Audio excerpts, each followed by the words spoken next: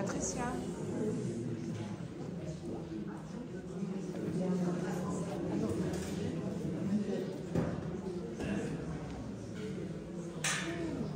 Mesdames et messieurs, chers amis, bonsoir. Heureux de vous retrouver fort nombreux pour cette troisième manifestation du mois de janvier, un mois de janvier qualitatif, éclectique, puisque si vous suivez l'actualité maïmonidienne, avéroïste et thomiste, vous aurez remarqué que nous avons reçu le 16 Pierre Savy et le 20 Sonia de Villiers. Et on va finir en beauté avec Martine Cohen, la sociologue, ce soir, pour nous présenter l'un de ses récents ouvrages. Alors, il m'est agréable, comme à l'accoutumée, d'excuser Mickaël Delafosse, de l'Air Montpellier, président de la métropole, Carole Delga, présidente de la région Occitanie-Pyrénées-Méditerranée, les deux grands organismes qui nous subventionnent, et Mireille Tasselberg, professeure émérite à la Sorbonne et présidente de l'Institut Maïmonide Averroès Thomas. Donc je le disais, Pierre Savy le 16 nous présentait Les Princes et les Juifs dans l'Italie de la Renaissance, qu'il a publié récemment aux éditions Buff. Sonia de Villers, quelques jours après, pour son ouvrage sur les Juifs roumains monnayés par Ceausescu, dans cette publication de Flammarion, Les Exportés. Et ce soir, nous avons l'honneur et le plaisir d'accueillir donc la sociologue Martine Cohen pour son ouvrage Fin du franco-judaïsme, quelle place pour les représentants de la mosaïque dans une France multiculturelle, qu'elle a publié il y a 2 ans aux presses universitaires, 1 an, en 2022, aux presses universitaires de Rennes. Alors c'est une manifestation qui clôt donc un mois de janvier qualitatif.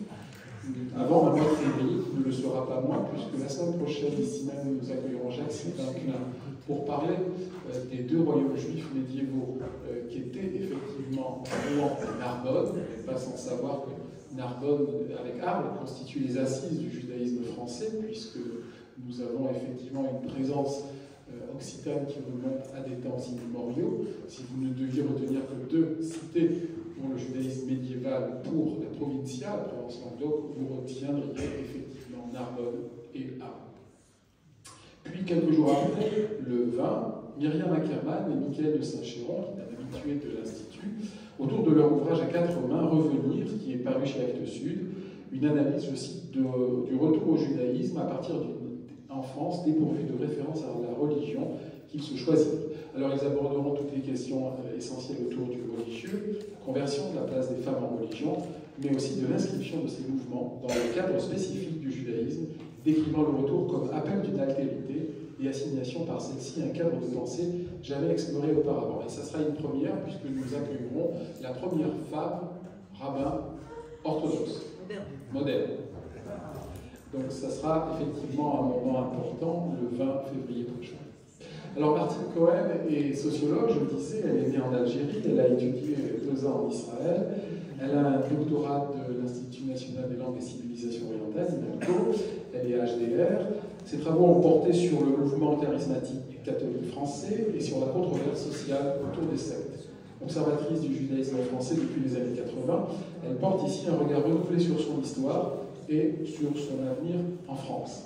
Parmi ses ouvrages, on peut citer notamment Sectes et démocratie paru en 1999 aux éditions du Seuil, ou encore Transformation de l'autorité religieuse chez l'Armatan. Elle est également membre du conseil scientifique de la revue Migration Société. Donc il va être question des Juifs de France à l'époque contemporaine. Vous n'êtes pas sans savoir qu'il n'y a pas de France sans Juifs et qu'il y a une présence avérée, je le disais, en préambule depuis des temps immémoriaux, depuis au moins le 1er siècle de notre ère. Nous savons que les Juifs ont essaimé dans toute cette Occitania Judaïca, Provincia Judaïca, étant des passeurs de culture entre l'Ibérie musulmane et la chrétienté féodale, étant des de seconde zone, mais quand même contribuant à l'activité intellectuelle, scientifique, culturelle, économique des différentes cités méridionales. Et évidemment, les édits d'expulsion des monarques français vont sonner le glas de ces communautés florissantes. Après, nous avons une absence de juifs jusqu'à la Révolution française. La France expulse tous les juifs, mais elle est le premier pays à les émanciper sur le vieux continent, avec la Révolution et la Déclaration des droits de l'homme et du citoyen. Et le 19e est un siècle d'intégration relativement harmonieuse des juifs dans la sphère hexagonale, consistoire napoléonien, tout juste freiné par l'affaire Dreyfus et effectivement la Seconde Guerre mondiale et la Shoah. Alors, est-ce que le franco-judaïsme est bel et bien mort? C'est ce que nous allons effectivement essayer de savoir ce soir. Cette soirée est organisée en partenariat avec l'association Séparim, la MJHL, l'association nicodérienne pour un judaïsme humaniste et laïque, et la librairie La Cabane. André Houteau, qui est président de la MJHL et qui est membre actif d'une des chevilles ouvrières de Séparim, va animer cette soirée à mes côtés. À l'issue du débat, l'autrice aura le plaisir de vous dédicacer donc l'ouvrage que je vous présente effectivement ce soir. Merci aux différents médias qui ont annoncé l'événement. Vous pouvez nous retrouver régulièrement sur Twitter et revisionner ces conférences passionnantes sur notre chaîne YouTube, et notamment si vous avez manqué Pierre Saville ou Sonia De Villers, n'hésitez pas effectivement à vous diriger vers YouTube. Merci d'éteindre vos portables ou de les mettre en mode silencieux. Et je cède tout de suite la parole à Martine et à André.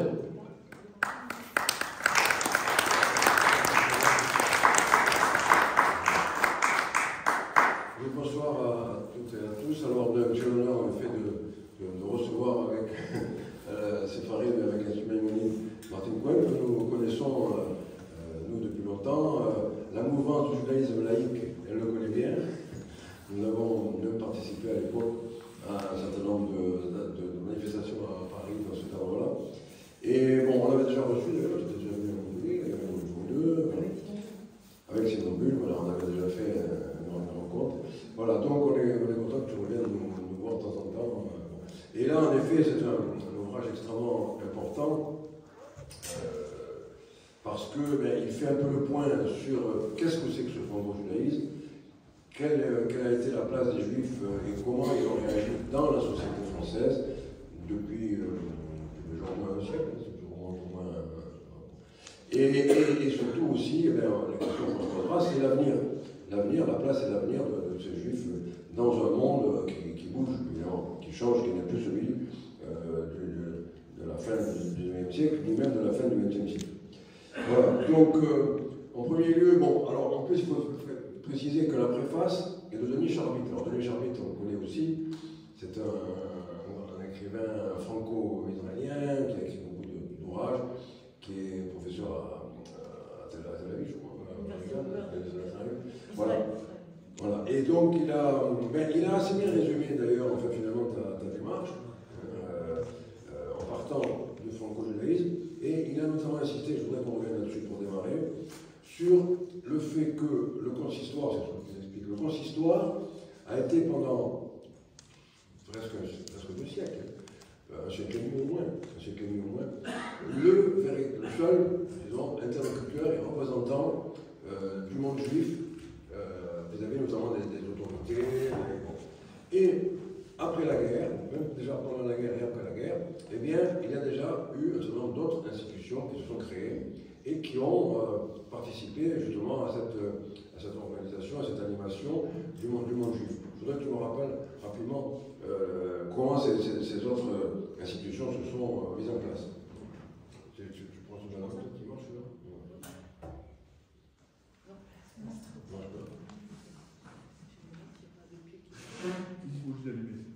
Bon, voilà,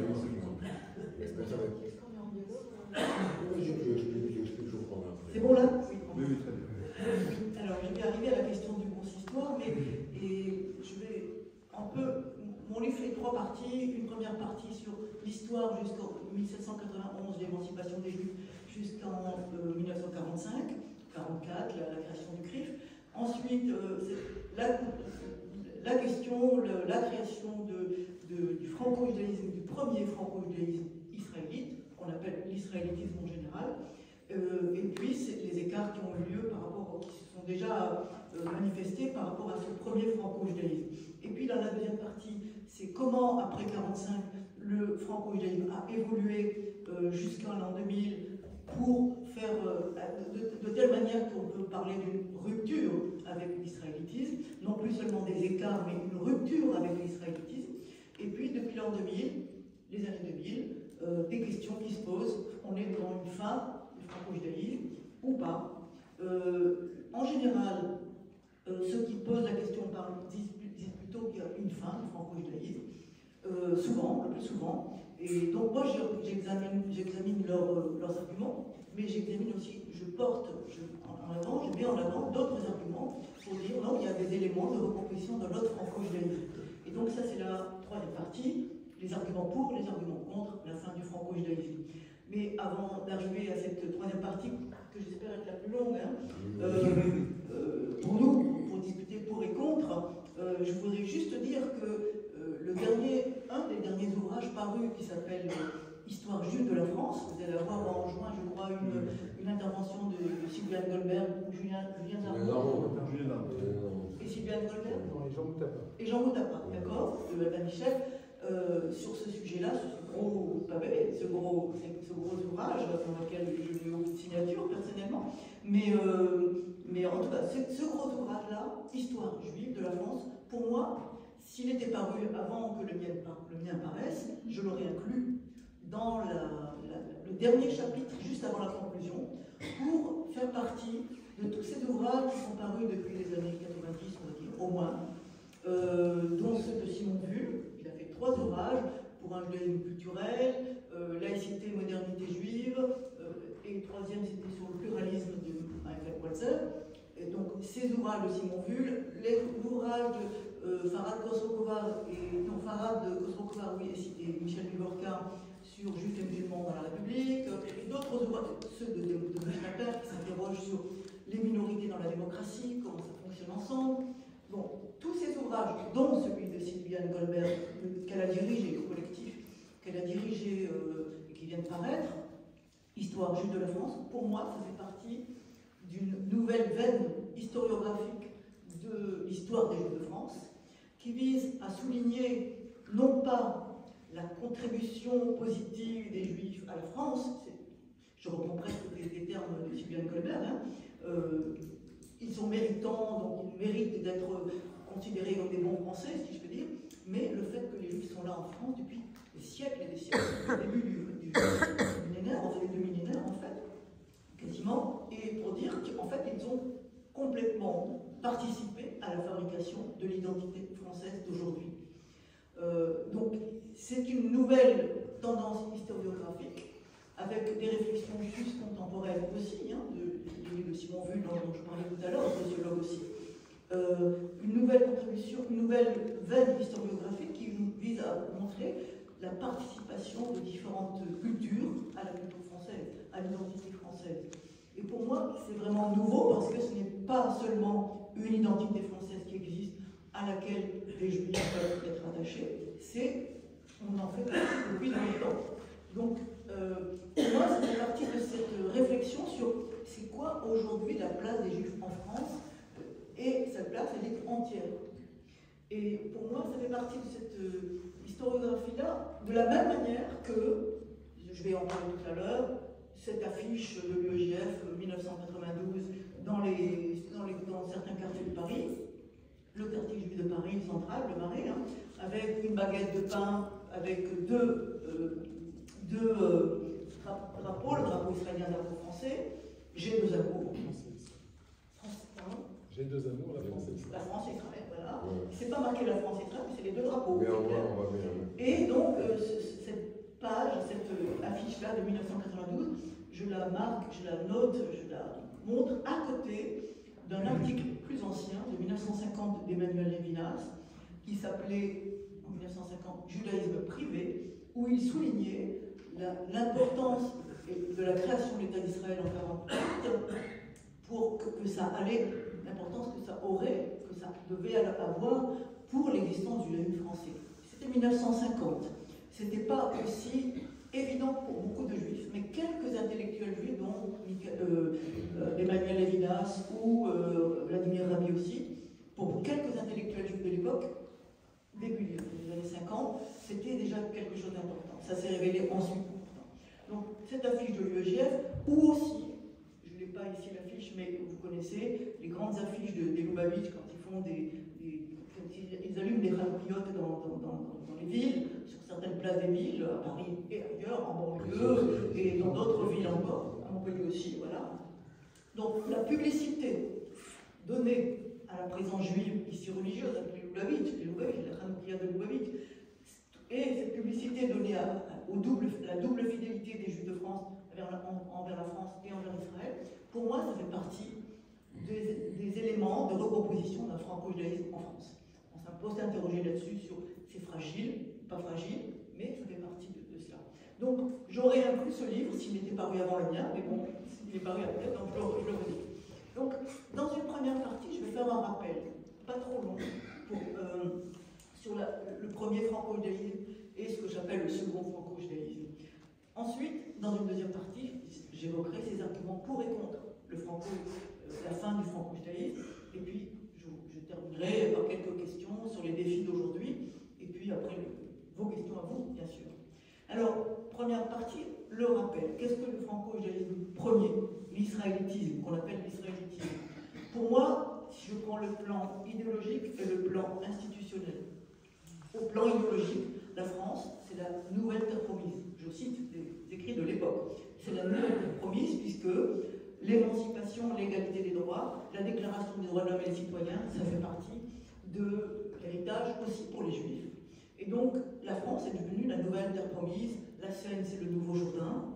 Et donc, enfin, on peut dire clairement, écrit dans je sais plus quels articles de l'époque, et donc, clairement, on est en terre promise. Et du coup, le retour à Sion n'a plus qu'une valeur spirituelle, parce qu'il n'est pas question de dire que les Juifs pourraient avoir une autre nation politique, une autre appartenance politique que la France. Ça, c'est le plan idéologique. Le plan institutionnel, c'est en 1808 la création du consistoire central, avec ses déclinaisons régionales, les consistoires régionaux, et donc le consistoire central réunit les trois anciennes nations juives, bordelaise, Comtat-Venessin et l'Est, la nation alsacienne, donc réunit ces trois nations juives qui étaient autonomes en une seule institution, et c'est une institution confessionnelle, religieuse, de culte. Et donc, le judaïsme devient une religion, une confession parmi d'autres. Donc, ça, c'est le premier franco-judaïsme. Et si vous vous rappelez, le consistoire adopte un an après sa création, en 1809, un slogan, une devise qui est « Patrie et religion ». Voilà, nous sommes citoyens français de confession monadique. C'était le premier franco-judaïsme. Il y a eu, je ne vais pas les détailler ici, mais il y a eu une série d'écarts à ce modèle, avec une récupération partielle de la dimension plus politique de l'appartenance juive, avec l'Alliance israélite universelle, au moment de l'affaire Dreyfus, et avec au moment du CRIF, quand le CRIF a été constitué en 1943-44. Récupération partielle, écart. Pourquoi pas de rupture encore à ce moment-là? Parce que si on prend juste la création du CRIF en 1944 officiellement, c'est une fédération d'associations, de toutes les associations qui se sont créées avant-guerre, culturelles, sportives, sociales, diverses, avec tous les immigrés qui sont arrivés, d'Europe centrale, de l'Empire ottoman aussi, d'ailleurs, et des mouvements de jeunesse, comme les séculaires israéliens, par exemple. Donc, autour du consistoire, réunion de cette fédération, mais à la tête de cette fédération, on a un président, et de droit, c'est le président du consistoire central, qui est le président du CRIF. Donc, c'est toujours le consistoire central qui chapeaute l'ensemble de cette fédération. Deuxième partie, 45 jusqu'à nos jours. C'est là qu'il va y avoir des écarts plus importants qui vont être établis jusqu'à la rupture.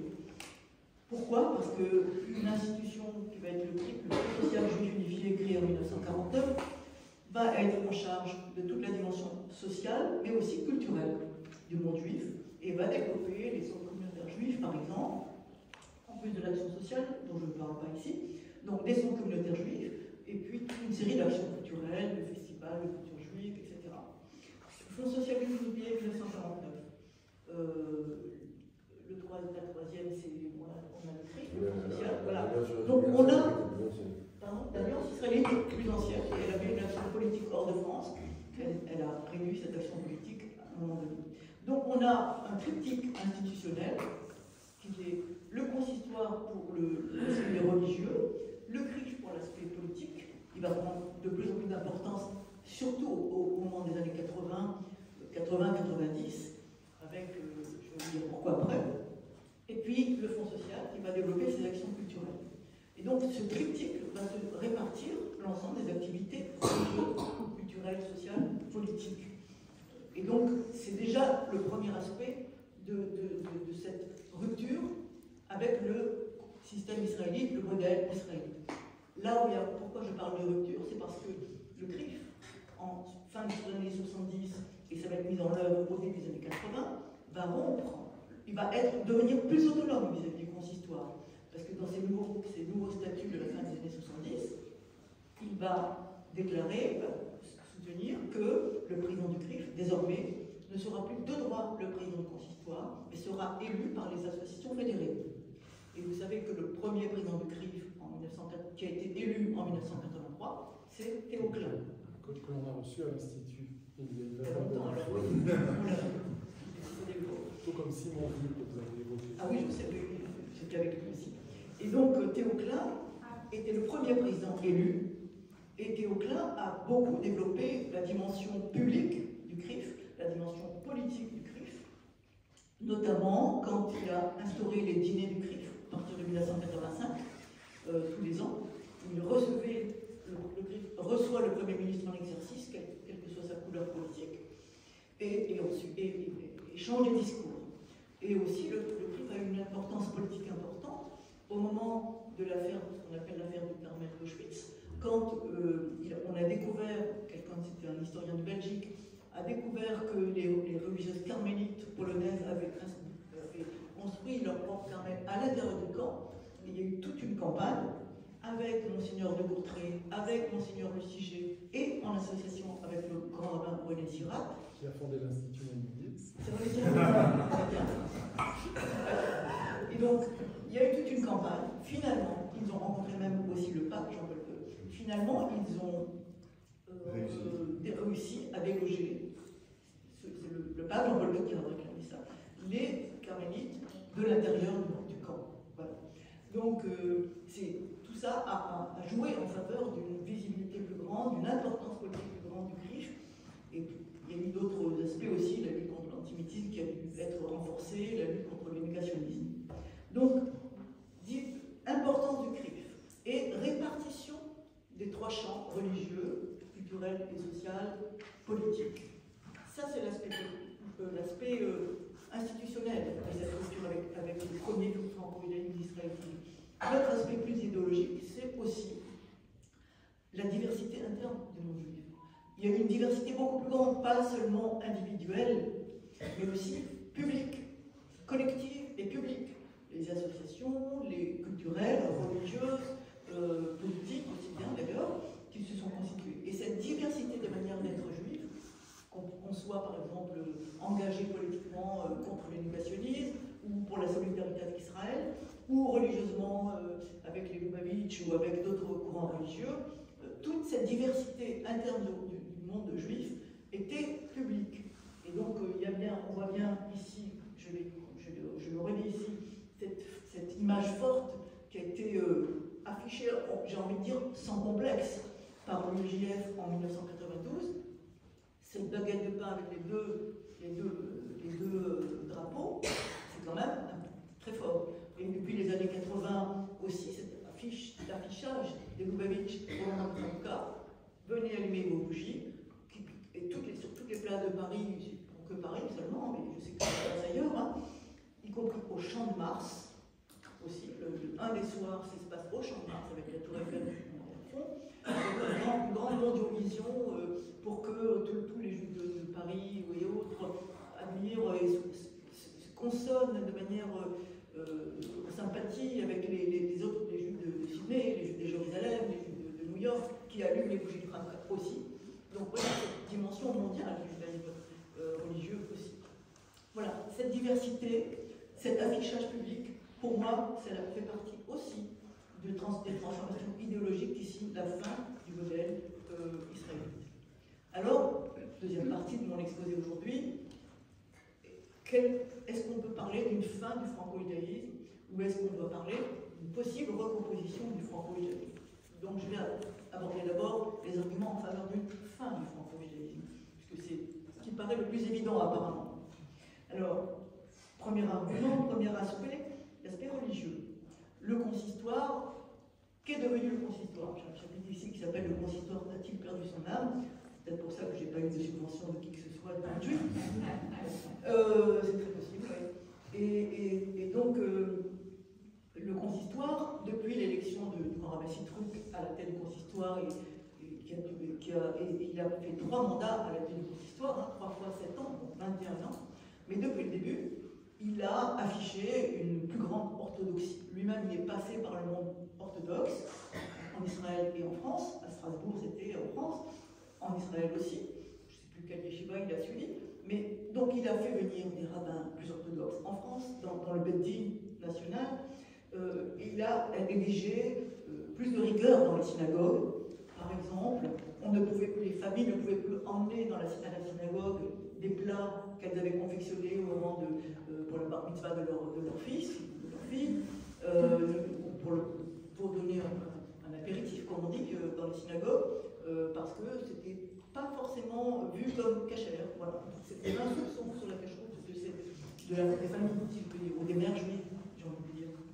Et donc, rigueur aussi dans la séparation entre les hommes et les femmes. Des fois ça marchait, des fois la synagogue acceptait, les fidèles acceptaient, et des fois non, ils n'acceptaient pas. Donc ils partaient ailleurs dans d'autres synagogues. Donc le consistoire est devenu de plus en plus orthodoxe, principalement, mais il restait en son sein, il reste en son sein encore des rabbins qui ne sont pas de cette sensibilité orthodoxe stricte. Et donc il y a des tensions au sein du consistoire, il y a des tensions au sein des synagogues. Et il y a une partie des fidèles qui quittent telle synagogue consistoriale pour aller chez les libéraux, chez les massortis, ou pour aller ailleurs. Donc, premier aspect, c'est ce rigorisme imposé au sein du consistoire qui fait qu'on ne se reconnaît plus. Beaucoup de juifs qui se reconnaissent dans le consistoire dans la mesure où on ne leur demande pas leur certificat de judéité s'ils voulaient se marier ou dans la bar mitzvah de leur fils. Là, il y a eu un petit déclic, ça a coincé un petit peu entre les juifs, et du coup, tous les juifs ne se reconnaissent pas forcément dans ce consistoire, dans cette institution représentative. Donc, non seulement le consistoire a été réduit dans sa représentativité au seul champ religieux, du fait de l'existence des 2 autres institutions, mais même dans sa représentativité religieuse, il a été contesté, il est encore contesté. Donc, je dis, le consistoire n'est plus aussi central qu'il le prétend. Premier aspect. D'autres aspects, c'est ce que j'appelle plus les dissonances politiques entre les juifs de France et la société française ou l'État français. J'en vois 3 personnellement. Je ne sais pas si je vais les développer les 3. Mais l'antisémitisme, qui est réapparu de manière plus ou moins forte et même violente, depuis les années 2000. L'antisémitisme, les questions de laïcité, et enfin la question du rapport à Israël. Sur l'antisémitisme, on sait qu'il y a eu des inquiétudes qui sont renouvelées depuis le 7 octobre, mais même avant le 7 octobre, on a eu des attentats divers. On en a eu en 2006, 2012, l'attentat contre l'école de Torah, hyper caché en 2015, vous le savez. Mais donc, toutes ces manifestations d'un antisémitisme meurtrier, pas tout de suite reconnues d'ailleurs par le premier gouvernement du début des années 2000 de Jospin, de Lionel Jospin. D'ailleurs, excusez-moi, je termine un aparté. Elie Barbarie, que nous recevons régulièrement ici, avait alerté sur le renouveau antisémite, et le gouvernement lui avait dit non, c'est lié à Israël. Et beaucoup plus tard, le directeur de cabinet de Jospin, je crois que c'est Olivier Schramek, lui a dit vous aviez raison, Elie Barbarie. L'antisionisme, le conflit sur la Palestine n'était que la clé d'entrée à ce nouvel antisémitisme. Oui. Excusez-moi. Oui. Il faudra revenir sur cette question parce que on parle toujours de l'importation du conflit israélo-palestinien en France. Or, il y a dans les cercles juifs aussi aujourd'hui encore, et même pas que dans les cercles juifs, je crois, il y a des personnes qui analysent d'une manière différente. Ils disent que ce n'est pas une importation, c'est plutôt une révélation de quelque chose qui existait déjà. Donc, on pourra y revenir dans le débat, c'est sûr. Donc, ce nouvel antisémitisme a détruit une certaine confiance dans la France. On va dire ça comme ça, très clairement, puisque vous savez que quelques milliers de Juifs de France ont quitté la France, certains pour aller en Israël, certains pour aller ailleurs. Et donc, ça détruit. Et donc, au début, je crois que c'était en 2006, Shmuel Trigano, je ne sais pas s'il vivait déjà en Israël ou s'il était encore en France, Shmuel Trigano a parlé de la solitude des Juifs de France en 2006. Mais après, un autre thème est apparu dans cette question de l'antisémitisme en France. C'est celui des Juifs comme sentinelles de la République. Sentinelles, c'est-à-dire que l'idée était que quand on attaque les Juifs, en fait, on attaque la République. Donc les Juifs sont devenus non plus solitaires, seulement perçus non pas seulement comme solitaires, mais ils sont devenus perçus comme le cœur même de la République. Que si on attaquait les Juifs, c'était la République qu'on attaquait. Et même Alain Finkielkraut, dont je cite ici un propos de 2012, quand il a été question du 10e anniversaire de la publication du livre Les territoires perdus de la République, il a parlé lui d'un franco-judaïsme, que j'appelle moi un franco-judaïsme victimaire et un peu paradoxal, parce que franco-judaïsme, ça fait plutôt référence à une synthèse heureuse entre appartenance juive et appartenance française, et là, il parlait d'une synthèse malheureuse, c'est-à-dire quand on attaque les Juifs, c'est la République qu'on attaque. Donc, bon, il n'a pas réitéré cette phrase-là, je crois, mais quand même, il a entendu dire ça. Et donc, les Juifs sentinelles de la République, et donc les Juifs au cœur de la République qu'on veut attaquer. Et j'aime à rappeler les propos qui ont été faits en public, mais qui ne sont pas toujours retenus, je trouve dommage, du grand rabbin de Corsia. À partir de 2019, j'ai entendu parler de cela, dans un congrès musulman en France, des islamiques de France, je crois que c'était comme ça, la référence marquée. Il a repris la phrase de Manuel Valls, la France sans les Juifs ne serait pas la France. Il a dit, mais la France sans les musulmans, sans les chrétiens, ne serait pas la France. Eh bien, moi personnellement, j'analyse cela comme, positivement, je l'analyse d'abord, j'en suis très contente, comme une reconnaissance de la pluralité, de la diversité religieuse en France, au moins religieuse déjà, d'une part, et aussi comme un avertissement peut-être que les Juifs ne sont pas la seule sentinelle des Juifs de la République ou de la démocratie en France. Les Juifs ne peuvent, je brode un peu sur cette phrase-là, hein, j'interprète ça. Les Juifs ne peuvent pas être l'exception, le groupe exceptionnel pour lequel toute atteinte signerait la fin de la démocratie ou le risque pour la démocratie.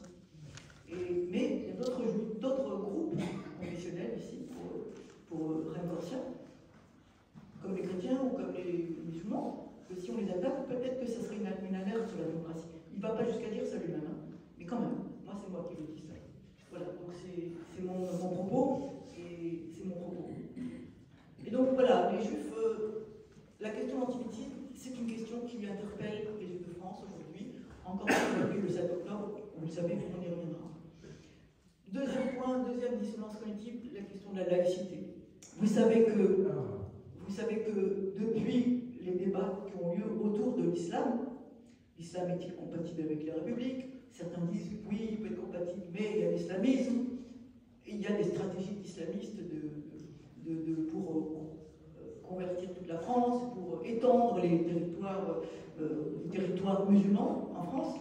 Donc depuis ces débats-là, il y a des retombées pour le monde juif de ces débats, puisque ça a réveillé une veine laïque, anticléricale ou anti-religieuse même, d'ailleurs, pour dire il ne doit pas y avoir d'expression publique des religions dans l'espace public. Donc, un des aspects de cette veine anti-religieuse, c'est ça. Un autre aspect, c'est plus d'accommodement pratique ou pragmatique, avec, comme on l'accordait, parfois certains juifs qui disaient « moi, je ne peux pas écrire le Shabbat, mais je me rattraperai ». Ou telle date d'un concours ou d'un examen universitaire, est-ce qu'on peut déplacer? Il y avait, je n'ai pas posé la question encore au Grand Rabbin de France ou à son conseiller spécial chez Lévin, est-ce qu'il y a toujours, au début de l'année scolaire ou en l'année scolaire, une entente sur, attention, les dates d'examen, universitaires notamment, quand elles vont tomber? peut-être toujours ça, probablement, mais ça se fait beaucoup plus discrètement. Donc, il y a un vrai souci pour les Juifs de France qui avaient des dérogations ponctuelles, individuelles, à un moment donné, et qui, aujourd'hui, se voient refuser cela, éventuellement, quand on le découvre. Ce qui a été le cas en 2011 par un journaliste de Mediapart. Et donc, parce qu'on dit, si on accorde ça aux Juifs, il faudra l'accorder aux musulmans. Donc, on ne va pas l'accorder aux Juifs. Ouais. Donc, c'est ça, les retombées de ce débat sur l'islam de France. Et donc, plus grande difficulté pour les Juifs de France, très pratiquants en tout cas, pour d'autres, de vivre leur judaïsme pratiquant dans ce régime de laïcité plus strict, plus rigoriste, même éventuellement anti-religieuse. Et ensuite, le troisième point de dissonance avec la société française, c'est le rapport à Israël. Je pense que très majoritairement en France, les Juifs de France qui sont engagés comme Juifs d'une manière religieuse, culturelle, politique, etc., sont attachés à l'existence de l'État d'Israël. Mais cet attachement-là est mis à mal par le fait que, que politiquement, même si l'État de son côté, l'État français, le gouvernement français soutient toujours l'idée de deux peuples, deux États, donc légitimité de l'existence d'Israël, évidemment, dans l'opinion publique, cette légitimité de l'existence d'Israël peut être perçue comme mise en cause par la vivacité de certaines critiques, pas toutes les critiques forcément, mais par la vivacité, par des fois la haine qui peut être transparaître dans un propos, dans une interpellation. Que fait Israël? De manière un peu vigoureuse, un peu presque grave, enfin, presque haineuse, je dirais. Je l'ai entendu encore hier soir dans un débat.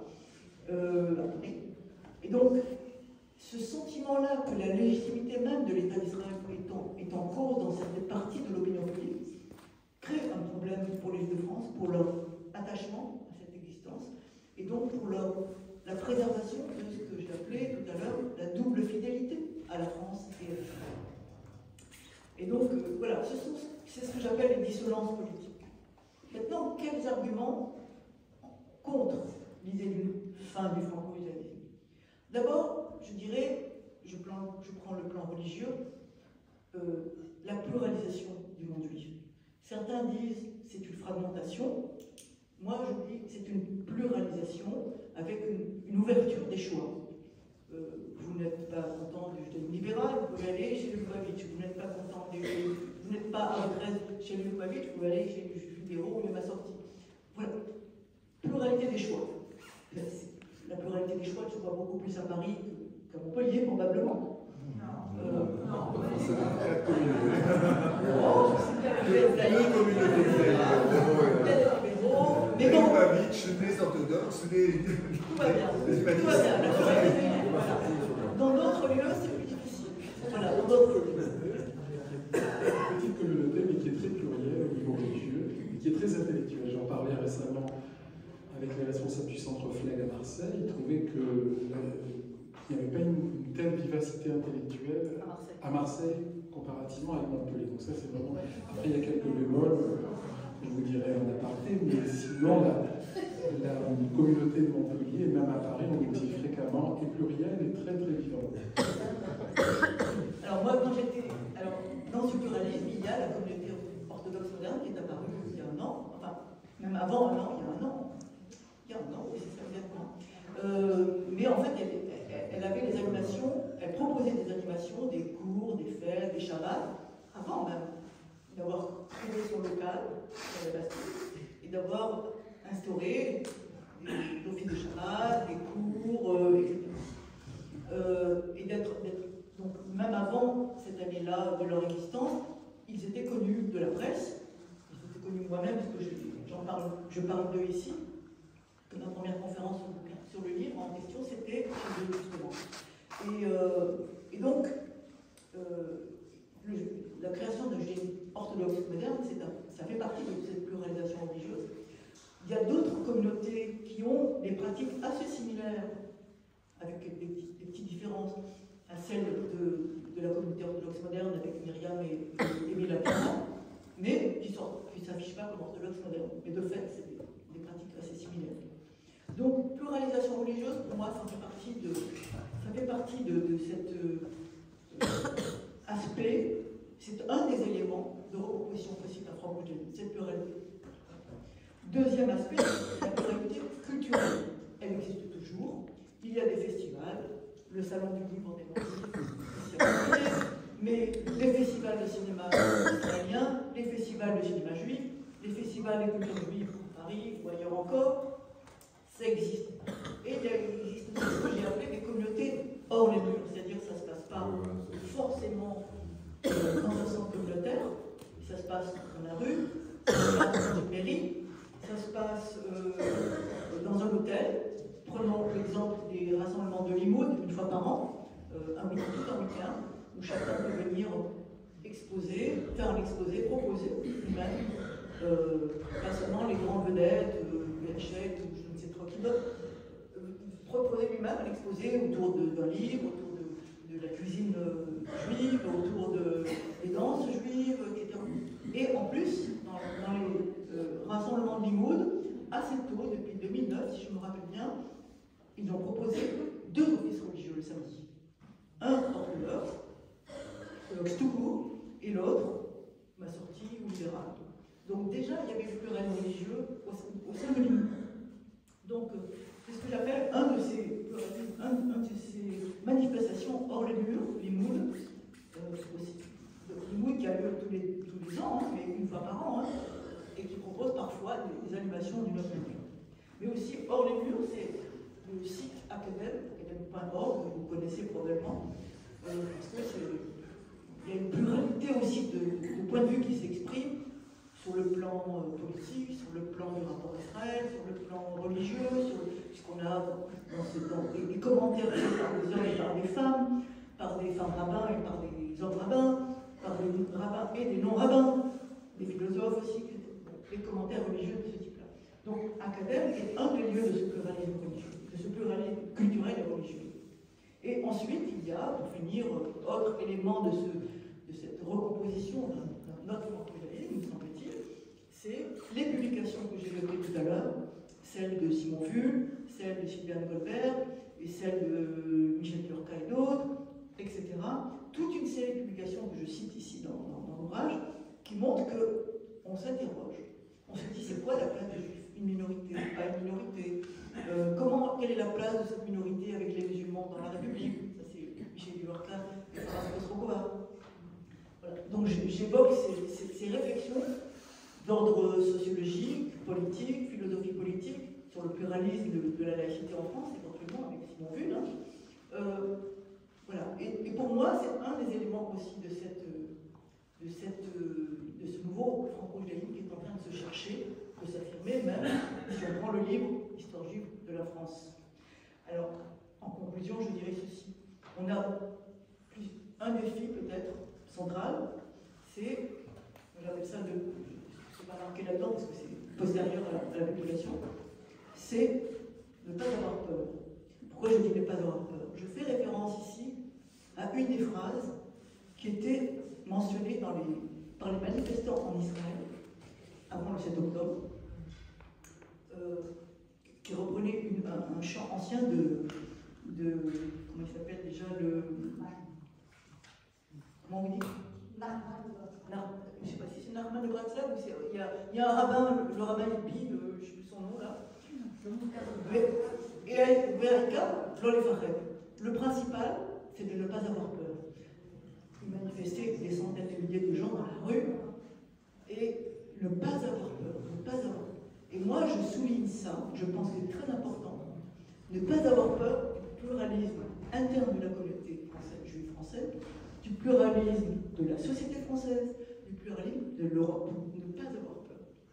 Ne pas avoir peur, et peut-être, je prends une des questions qui se posent aujourd'hui aux Juifs de France, et pas que aux Juifs de France d'ailleurs, qui peuvent être les Juifs de Russie aussi bien, face au nationalisme au pluriel qui réapparaissent, en Europe de l'Est, en France aussi, qui réapparaissent ou qui montent, quelle partie vont prendre les Juifs, si je peux dire? Quel va être leur choix?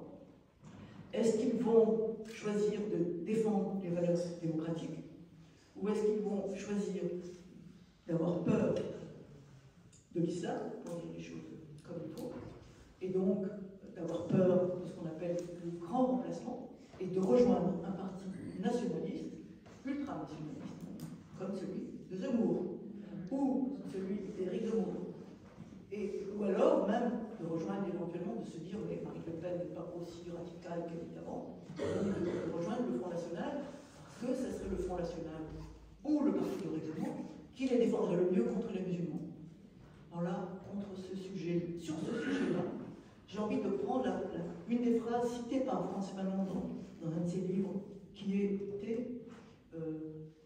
s'adressait aux Noirs. Si on parle des Juifs, du mal des Juifs devant toi, dresse l'oreille, c'est de toi qu'on parle. Moi, j'ai envie de reprendre cette phrase, de la changer un petit peu. Si on parle du mal des Noirs ou des Arabes devant toi, dresse l'oreille, c'est de toi qu'on parle. Voilà, ça c'est moi qui parle comme ça. Je l'ai pas écrit comme ça dans le livre parce que c'était pas encore le sujet. Et donc voilà. Et ne pas avoir peur aussi, c'est peut-être plus contestable, c'est vous qui me direz, de perdre le caractère exceptionnel, c'est ma position personnelle, le caractère exceptionnel de la position juive. C'est-à-dire, j'entends tellement de responsables juifs dire, dès qu'on attaque les juifs, on attaque la République. Mais dans les années 70, dans les années 80, combien de meurtres de maghrébins, combien de meurtres de musulmans, combien d'attaques contre les mosquées, et on ne dit pas que c'est un risque pour la République, pour la démocratie en France. Moi, je plaide pour qu'on le dise aussi. C'est une alerte pour nous sur l'état de la démocratie quand on attaque les mosquées ou des Arabes ou des musulmans. Donc, ne pas avoir peur, pour nous juifs, de perdre le statut exceptionnel que nous avons pour représenter la sentinelle de la République. Je ne tiens pas à ce titre de sentinelle de la République. Parce que la sentinelle, c'est très valorisant comme position, mais c'est elle qui ressort le mieux. Voilà. Et enfin, sur la question du rapport à Israël, je vais me risquer là-dessus, on a une proximité, un attachement, une fidélité vis-à-vis d'Israël. On dit, oh, il n'y en a plus dedans. Après, à quel Israël? C'est une question. Est-ce qu'on doit être attaché à Israël, quel qu'il soit, sans critique ouverte, publique? Moi, je pousse certains responsables institutionnels juifs à afficher plus clairement une critique vis-à-vis de certaines dérives en Israël antidémocratiques, totalement antidémocratiques. Et donc, ça a été fait un petit peu par le président du CRIF, le gros président du CRIF, Jonathan Arfi.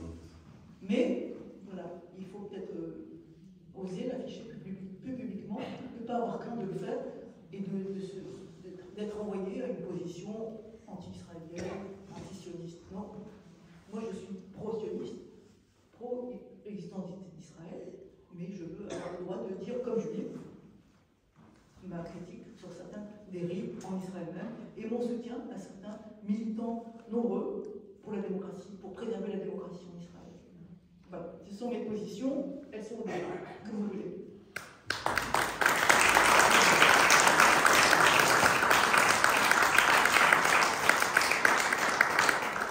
Alors, avant de passer la parole à la salle, j'avais prévu les questions, mais tu as déjà tout répondu dans ton exposé. En fait, bon, j'avais noté un certain nombre de choses sur lesquelles on revient. Alors, notamment dans ton ouvrage, tu parles du problème de la laïcité, du malaise face à certains séparatismes.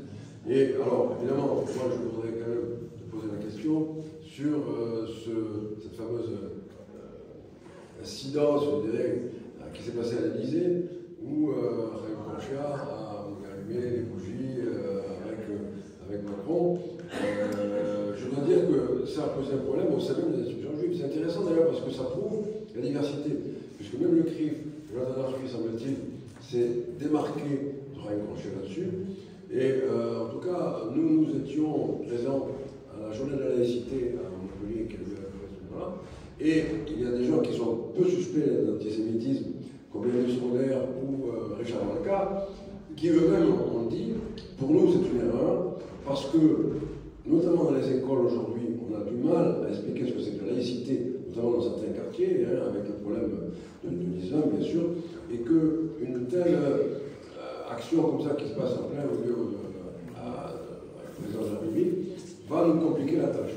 Voilà. Donc j'aimerais savoir, parce que tu parlais de ça tout à l'heure, toi, qu'est-ce que tu en as Je voulais juste préciser que ce n'est pas un allumage organisé, mais la remise d'un prix. Ce qui, effectivement, n'aboutisse pas une éventuelle faute. Et que, probablement, qu'Emmanuel Macron a accepté parce qu'il était, entre guillemets, coupable de n'avoir point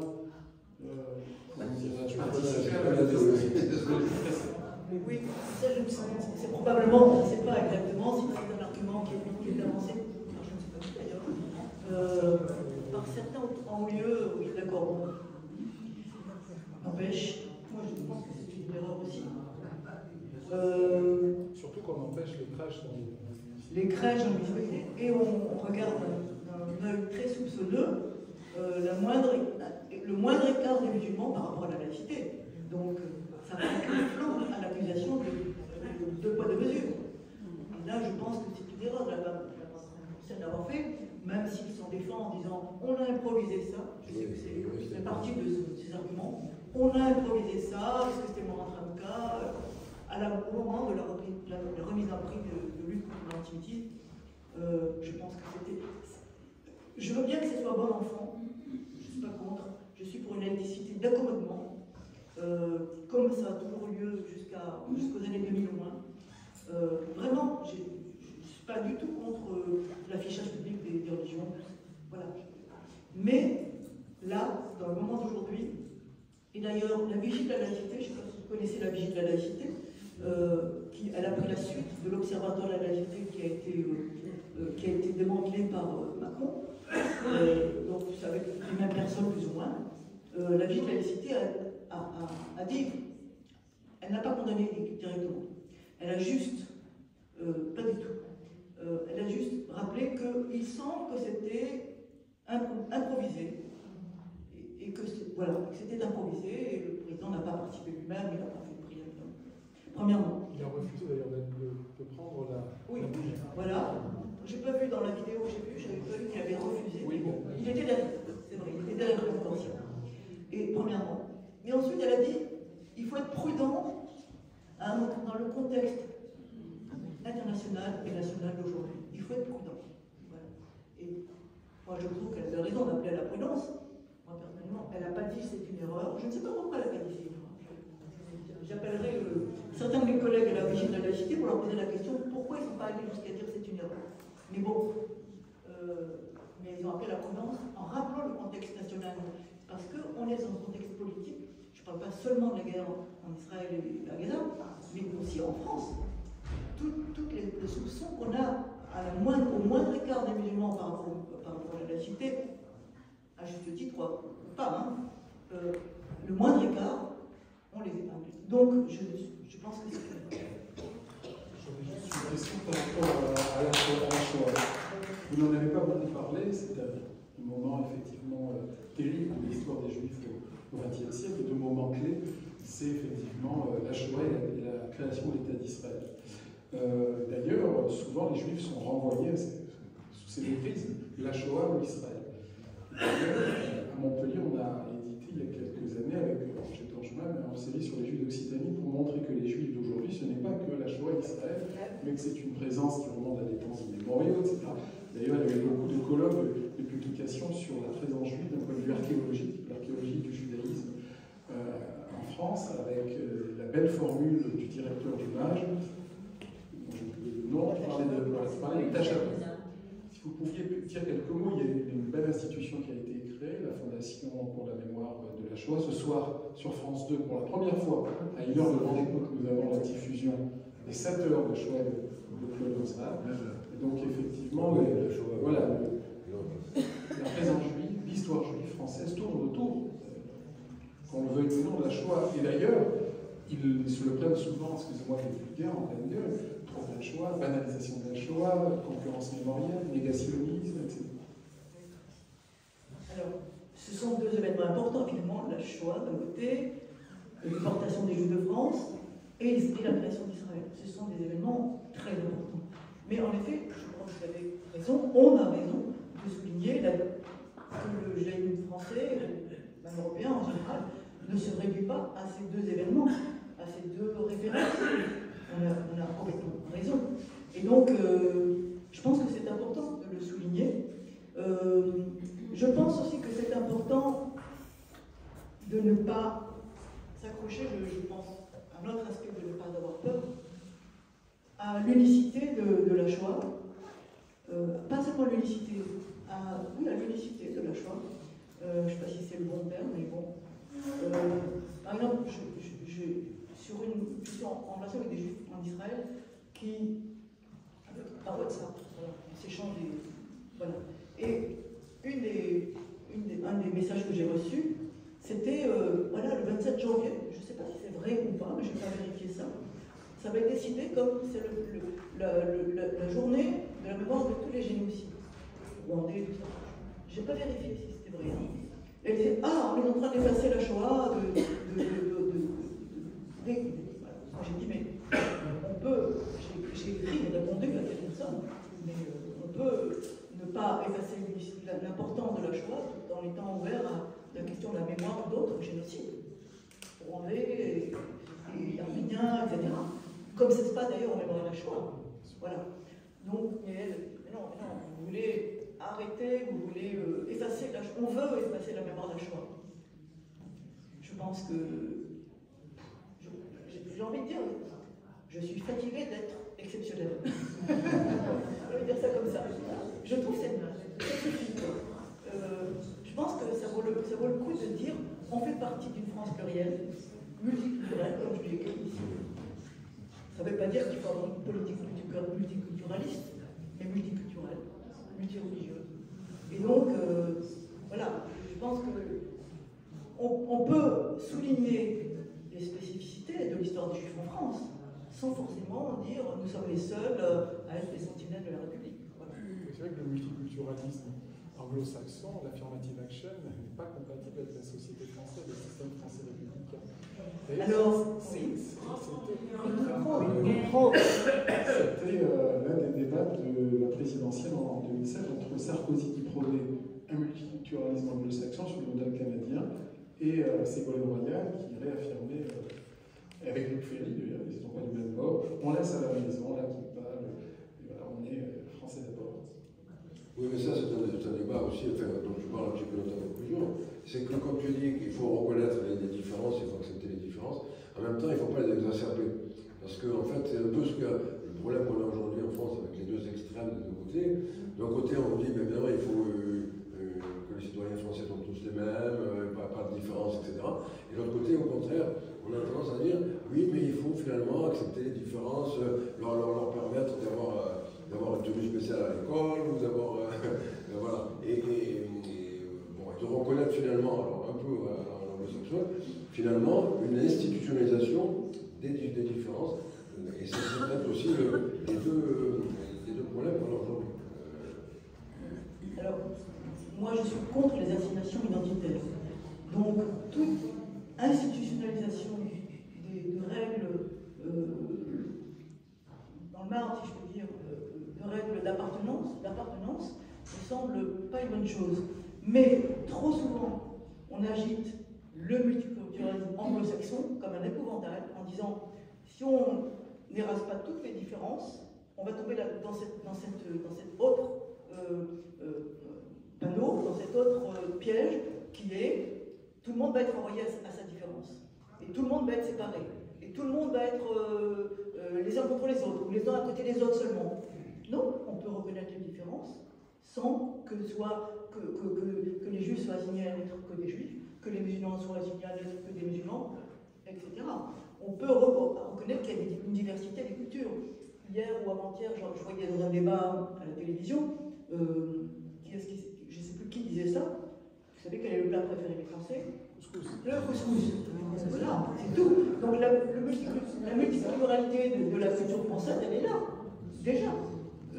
Donc on ne va pas opposer l'identité française du terroir, de l'Auvergne, de l'Occitanie, de je ne sais pas quelle région, au couscous. Non, le couscous a été adopté. On pourrait dire autre chose, la salade de Shabbat, elle est adoptée aussi par d'autres. Donc voilà.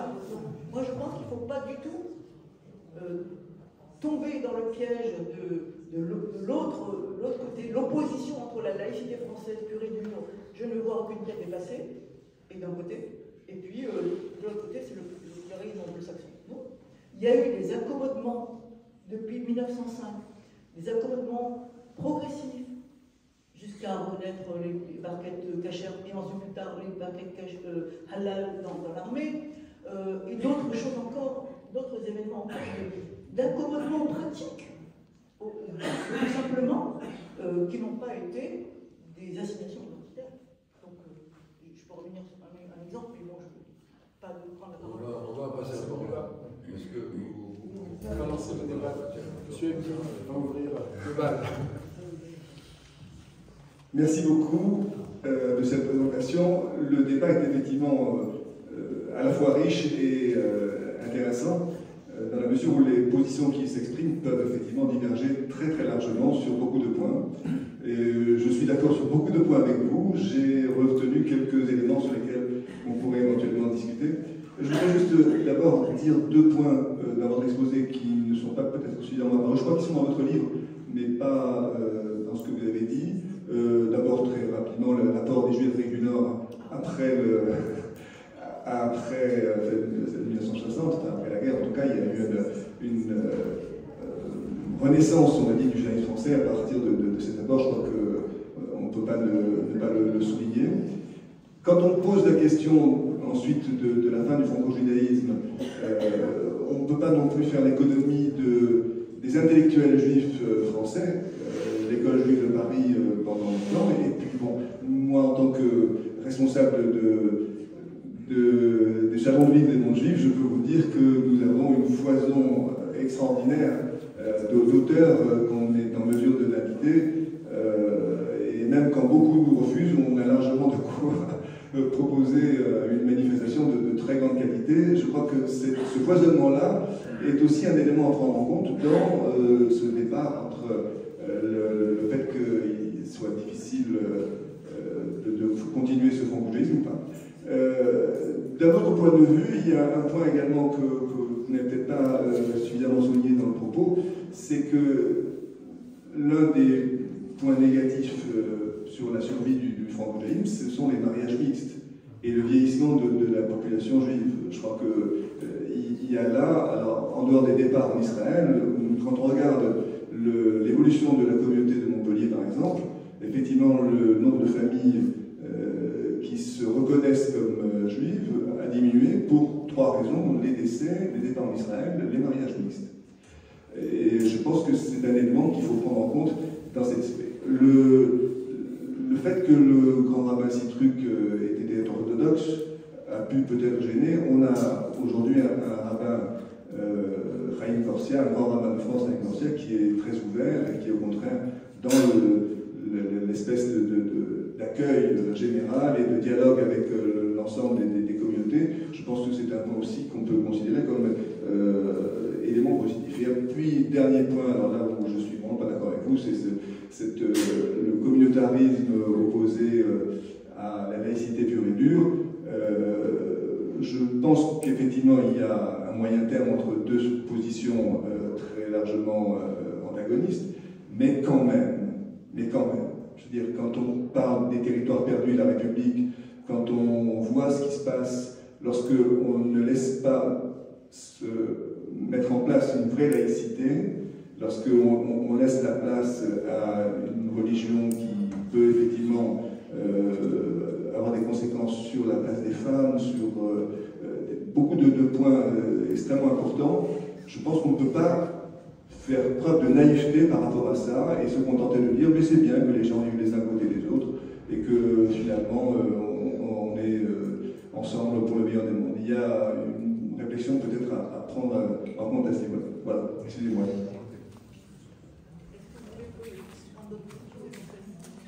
D'autres questions?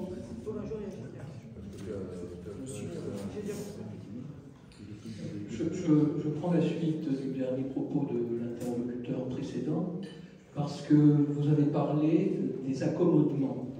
Vous êtes pour les accommodements. Pour moi, le terme est très flou. Donc, où commence l'accommodement pour vous et où est-ce qu'il se termine? Une dernière avec Roger. Oui. Alors, à un moment donné, vous avez parlé du risque de vote de la communauté juive à l'endroit du Rassemblement national ou des positions extrêmes, en disant, peut-être en reprenant une formule du pape François, n'ayez pas peur. Mais en même temps, comme ça a été évoqué, je veux dire, il y a quand même une réalité probante en France, c'est la montée de l'islamisme radical, avec tous les dangers qu'elle comporte, je veux dire, les territoires perdus de la République. C'est dans un certain sens, parce que vous avez évoqué aussi la nécessité d'avoir une attitude, bien sûr, pour lutter contre tous les racismes, bien évidemment, mais vous aurez observé que tous les mouvements qui luttent contre le racisme, il y a toujours une spécificité de l'antisémitisme. On dit la lutte contre le racisme et l'antisémitisme, et c'est pas pour rien. On peut y avoir de l'antisémitisme même dans des zones, dans des pays où il n'y a plus de juifs, donc c'est bien qu'il y ait une spécificité. Donc, bien sûr qu'il faut mener le combat contre tous les racismes, mais il faut prendre en compte cette spécificité de l'antisémitisme, premièrement, et deuxièmement, de la montée de l'islamisme.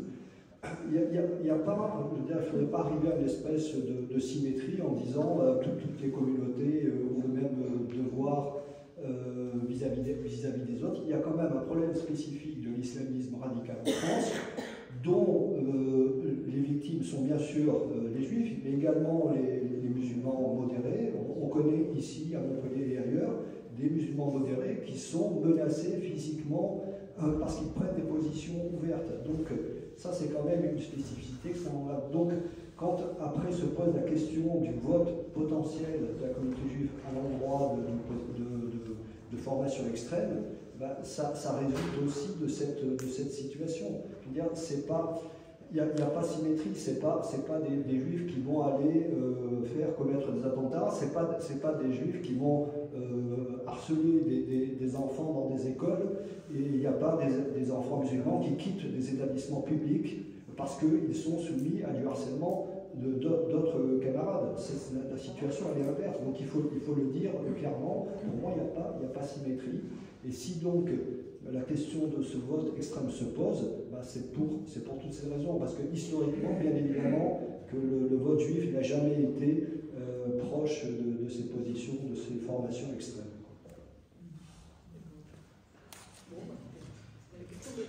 Je pense que certaines de mes réponses pour les intervenants aussi pourront valoir pour les autres intervenants. Alors, donc, la question des Juifs d'Afrique du Nord. Bon, oui, je l'évoque dans le livre, bien sûr. La Renaissance, elle a lieu avant qu'ils arrivent.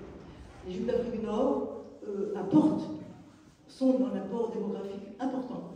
La démographie a un rôle, bien sûr, dans la vitalité d'une communauté. Mais la Renaissance existe avant déjà. Après Claire, les David Rabi et d'autres, le Fonds social unifié qui crée ces centres communautaires, appellent à la création d'une vraie culture juive. Pas d'un folklorisme, comme le dit, pas d'une culture juive comme folklore seulement, mais une vraie culture juive.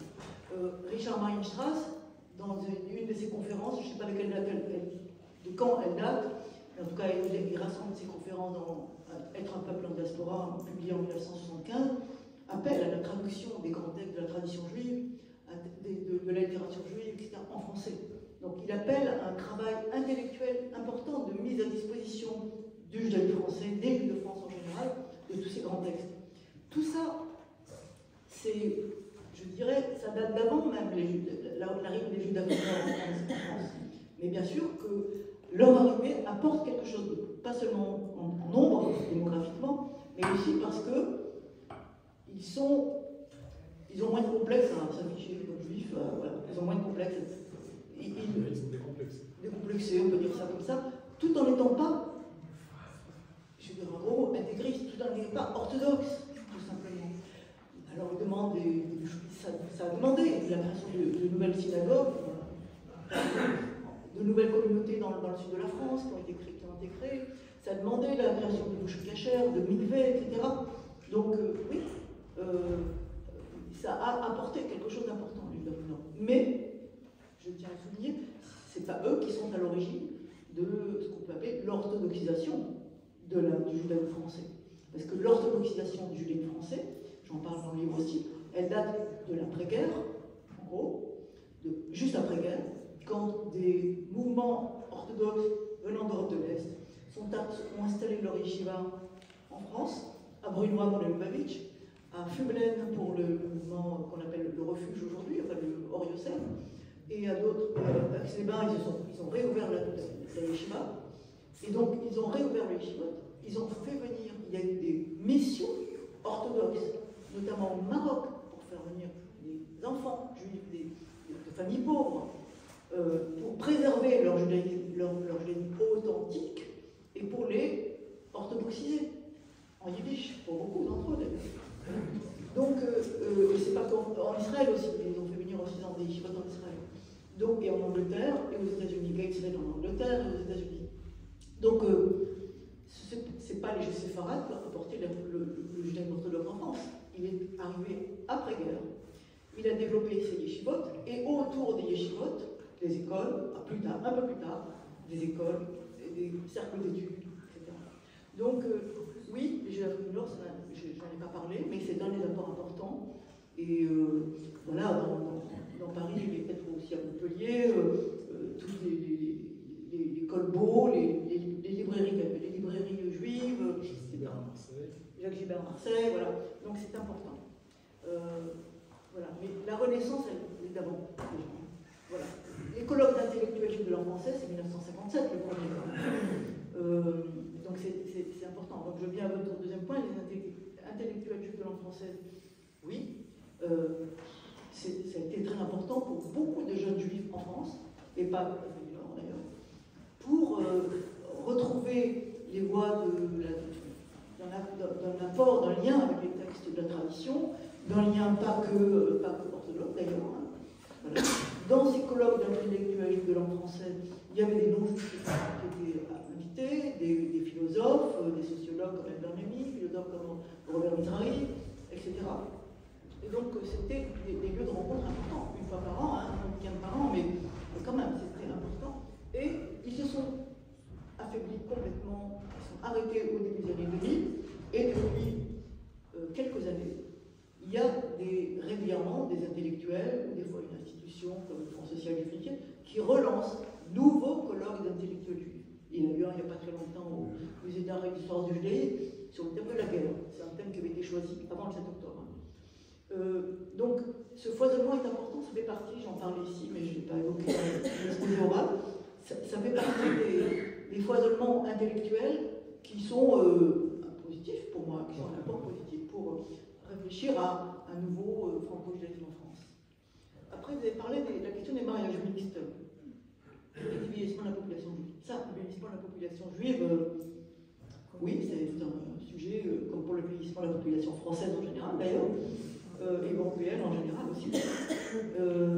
Mais pour les mariages mixtes, je dirais, je pense qu'il faut apprendre, encore une fois, des libéraux et les massortis, à ne pas avoir des murs en face de ceux qui veulent se convertir au judaïsme, et il y en a beaucoup, ou de ceux qui épousent une non-juive ou un non-juif, et qui veulent pouvoir quand même continuer de fréquenter la synagogue, une synagogue libérale, rarement une synagogue consistoriale.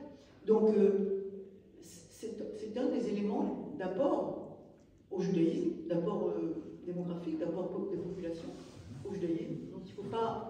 Je ne dis pas que tous les mariages mixtes aboutissent à un apport. Je ne sais pas. Ça, je ne sais pas si c'est possible de faire une étude là-dessus. Hein. Mais non, bien sûr que non. Mais il y a des... On va dire comme ça. Je vais donner l'exemple. Mon frère a marié une non-juive. Ses filles, il y a 3 filles, s'appellent Cohen, toutes les 3. Voilà. Et donc, que font-elles de leur judaïsme, je ne sais pas. Elles sont jeunes, elles ont pour l'instant en dehors du monde juif, mais en même temps, elles sont attachées à certaines traditions, comme ça, elles sont contentes de faire Shabbat, elles sont contentes de faire Shabbat dans la famille avant, mais dans ma famille avant. Mais bon, qu'est-ce qu'elles feront de leur vie après, je ne sais pas.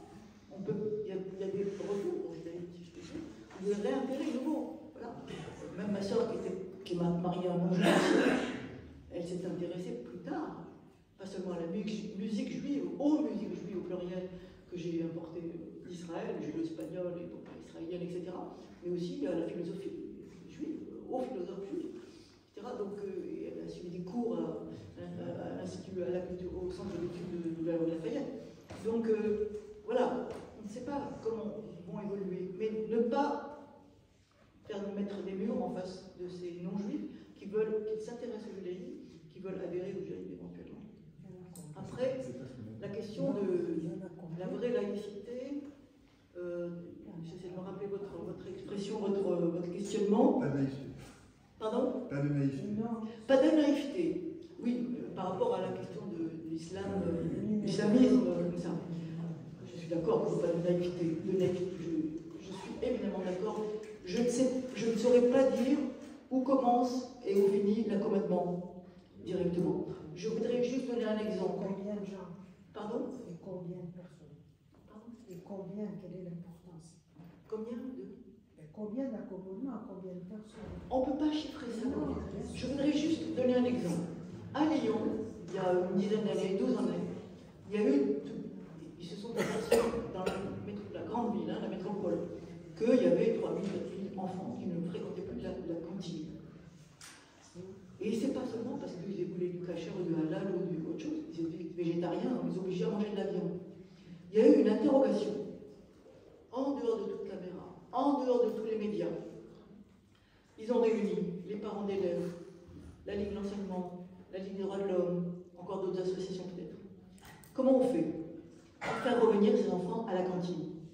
Ils ont trouvé une manière de le faire en proposant des menus alternatifs, ni végétariens, enfin éventuellement végétariens, mais au même prix, et pas la table des cachers ou la table des halal, etc. Ils ont trouvé, au bout de 2 ans de réflexion, ils ont trouvé ça. Mais ça c'était en dehors de toute caméra, de BFM, de CNews, de je sais pas quoi. Ils ont trouvé un arrangement comme ça en veillant toujours à ce qu'il n'y ait pas de table séparée des musulmans, des juifs ou des végétariens, tout simplement. Et donc c'est important d'accepter ces accommodements pratiques sans stigmatiser qui que ce soit, sans assigner à une entité qui que ce soit.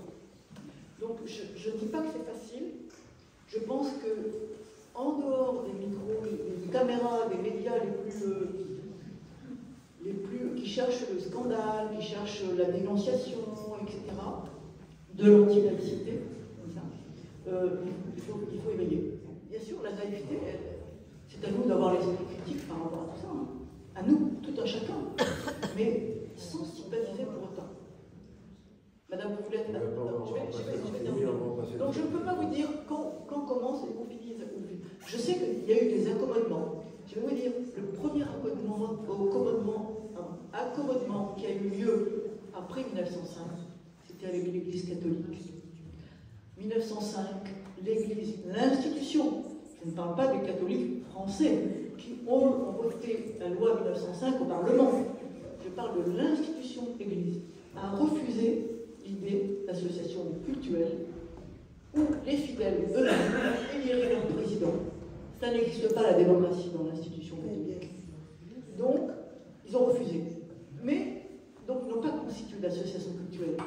Donc, mais en 1907, pour les faire, entre guillemets, rentrer dans le rang, rentrer dans la loi quand même, le gouvernement français a accepté que leurs associations de fait soient considérées comme des associations culturelles, pas exactement encore comme ça, mais qu'ils aient le droit d'accéder aux bâtiments culturels qui étaient devenus la propriété de l'État ou la propriété des communes, premièrement.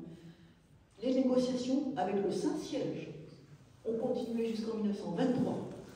Et enfin, en 1923, l'État français a accepté que les associations diocésaines, présidées de droit par l'évêque, pas élu, soient considérées comme des associations diocésaines. Premier accommodement, c'était avec l'Église catholique, franchement. Après, il y a eu d'autres accommodements, d'autres dérogations, d'autres possibilités données quand vous donnez un don à l'association cultuelle, c'est déduit de vos impôts, ça c'est plus tardif, etc. Donc, il y a aussi, depuis les années 60, tous les ans, une circulaire qui donne les dates des principales fêtes, religieuses, pas que juives, aussi orthodoxes, en premier arménien notamment, et d'autres encore, musulmanes, pour dire, lors de ces fêtes, pour les fonctionnaires, s'il n'y a pas d'atteinte à l'ordre public, pas à l'ordre public, mais au service, au dérangement du service public, on peut accepter qu'ils prennent leur congé à ce moment-là. Et donc pour accepter des dérogations ponctuelles. Il y a eu ça depuis les années 60. Et donc, ça c'est des accommodements tranquilles, je ne sais pas s'il faut dire raisonnables, comme disent les Canadiens, ou tranquilles, qui n'ont pas bouleversé la laïcité du tout. Je ne parle pas en plus de la loi 1959, de la loi de Brie, vis-à-vis des écoles confessionnelles. On n'a pas encore évoqué les écoles confessionnelles. Il y a des problèmes là aussi sur l'école confessionnelle. Mais voilà, ce sont des accommodements tranquilles, au cas par cas, sans faire de grandes déclarations, de lois réglementant la maintenance, qui va être juif, qui va être musulman, etc., qui a droit à ceci, qui a droit à cela. J'ajouterais qu'une des propositions qui a été faite en 2003 par la commission Stasi, dans laquelle il y avait Jean Robéraud, mon directeur de labo, dans laquelle il y avait Patrick Vell, mon garant de la HTL, aussi par ailleurs. Patrick Vell avait proposé qu'il y ait comme jour férié pour tous, aussi le Kippour, le jour de Kippour et le jour de l'Aïd el-Kbir, des musulmans. Ça bouge dans le temps, hein. Plus que le jour de Kippour. Plus que le jour de Kippour. Et donc, que ce soit accordé pour tous, pour qu'on ne puisse pas voir qui était juif et qui allait s'absenter le jour de Kippour, et qui était musulman, qui allait s'absenter le jour de l'Aïd el-Kbir. C'est un anti-assignation identitaire, ça. C'est un anti-drapeau juif, drapeau musulman. Et ça va être accepté. La seule mesure qui a été sur les 25 ou 26 mesures de la commission Stasi, proposées par la commission Stasi, c'était l'interdiction du signe religieux ostentatoire. Donc tout le monde savait que c'était le voile. C'est tout. Donc c'est dommage, c'est une occasion ratée de montrer que la France était multireligieuse, premièrement, de montrer que la France n'était pas anti-islam, secondement. Voilà. Donc je ne dis pas qu'il faut revenir sur cette loi-là, je ne dis pas du tout ça. Mais rentrer dans les mœurs, c'est rentrer dans la loi. Mais c'est dommage, c'est une occasion ratée, je pense, personnellement. Ensuite, la question de oui, les musulmans modérés qui sont menacés, la question de lutter contre tous les racismes, la question du manque de symétrie. Je suis d'accord pour dire qu'il n'y a pas de symétrie, il n'y a pas d'équivalence totale entre l'antisémitisme, oui, quand il y a une manifestation juive de solidarité, il n'y a pas de débordement anti-arabe de ces manifestations. Alors que dans certaines manifestations pro-palestiniennes, il y a eu des débordements anti-juifs. Je sais. Et je pense que j'ai, entre guillemets, compris, je n'étais pas d'accord avec la décision au départ en tout cas, compris l'interdiction au début d'octobre, l'interdiction des manifestations pro-palestiniennes par le ministre de l'Intérieur. Mais j'ai pensé que c'était une erreur politique. Parce que je pense qu'il aurait été plus intéressant pour le ministère de l'Intérieur d'autoriser ces manifestations pro-palestiniennes en réclamant des gages sur le fait qu'il n'y aurait pas de slogan mort aux Juifs, de slogan mort à Israël, etc. Et que pas de débordement de violence, évidemment, comme il y a eu en 2014. Et ça n'a pas été fait tout de suite. Un service d'ordre de la part des manifestants, des associations qui appellent à manifester. Dans toute manifestation, il faut assurer l'ordre de la part des manifestants, dans toute manifestation, y compris pour un petit déjeuner de quartier, comme j'en organise dans mon quartier, d'un côté, et puis le service d'ordre de la part de la police. Il faut réclamer cela. Mais ça n'a pas été dit explicitement. Moi, personnellement, j'aurais mieux apprécié que Darmanin ou quelqu'un d'autre du gouvernement dise « nous autorisons, mais attention, pas de débordement ». Comme ça, déjà. Donc je sais qu'il n'y a pas de symétrie. Je sais qu'il n'y a pas de symétrie. Je suis d'accord avec vous. Mais cette question de la non-symétrie, je pense que c'est quelque chose qui doit se traiter en vis-à-vis, nous, juifs, par rapport à des musulmans, ou des arabes, ou des pro-palestiniens. C'est une question pas facile. Parce que par rapport à la question deux poids, deux mesures, on peut nous rétorquer ça. On a autorisé la manifestation de solidarité avec Israël le 9 octobre, je crois que c'était, un lundi soir, je crois. Et on n'a pas autorisé la manifestation pro-palestinienne. Pourquoi? On peut nous dire ça. Donc on peut, en vis-à-vis, si le ministre de l'Intérieur ne l'a pas dit publiquement, ce qu'il aurait dû faire à mon avis, on peut, en vis-à-vis des pro-palestiniens, dire cela, rappeler ça. Rappeler ça. Mais ce n'est pas un argument facile à utiliser. Parce que c'est quelque chose qui est plus de l'interpersonnel, qu'il faut pouvoir discuter personnellement avec quelqu'un sur ce sujet-là. Je pense. C'est mon avis personnel. Voilà. Moi, j'ai publié, si vous allez sur le site de la revue Esprit, sur le site, si vous mettez Martin Cohen Esprit, vous allez trouver, j'ai coécrit avec Rachid Menzine et avec Anne-Lorraine Bujon, qui est la rédactrice en chef de la revue Esprit, un appel, une tribune qui s'appelle « Qui veut encore écouter l'autre ?» Parce que le mi-octobre, après le 7 octobre, je me suis dit, mais c'est quoi? Chacun pense qu'il a raison, les pro-palestiniens, les pro-israéliens, les pro-israéliens disant, mais vous voyez, les Palestiniens sont anti-Israël, veulent tous nous détruire, les pro-palestiniens disant, il faut arrêter le massacre à Gaza. Et j'étais absolument désolée que même des gens qui pouvaient être politiquement pour deux peuples, deux États, se retranchaient chacun dans son camp. J'ai trouvé ça insupportable. Donc j'ai écrit une tribune que j'ai envoyée à Rachid Menzine et à Lorraine Bujon. Rachid Menzine, à un moment donné, m'a dit « Moi, je ne peux pas souligner ça. » Quoi, ça? Je disais, je n'ai pas les termes exacts en tête, mais j'écrivais quelque chose sur la cruauté des massacres du Hamas. C'est une chose. C'est autre chose que des morts sous les bombes, quand ça commençait, les bombes israéliennes à Gaza. C'est autre chose. Il me disait, je ne peux pas signer ça.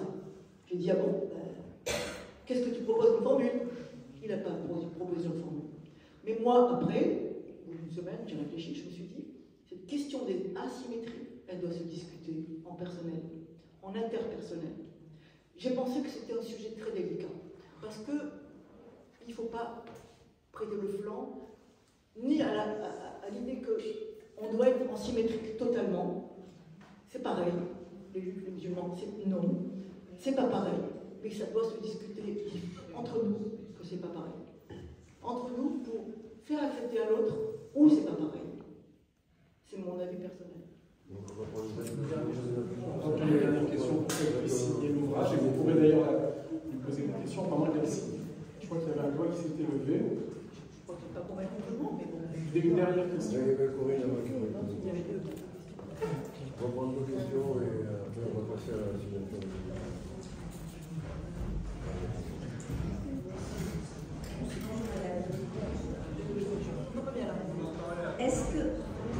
Qu'est-ce que vous pouvez nous dire sur la guerre à l'heure actuelle? Et cette guerre que l'on suit, nous, à la télévision, je trouve que c'est très malsain. À l'époque, il y avait la guerre en Irak, ça avait commencé, mais là, ce qui s'est passé le 7 octobre, c'est vraiment odieux de voir des photos, qu'est-ce que vous en pensez?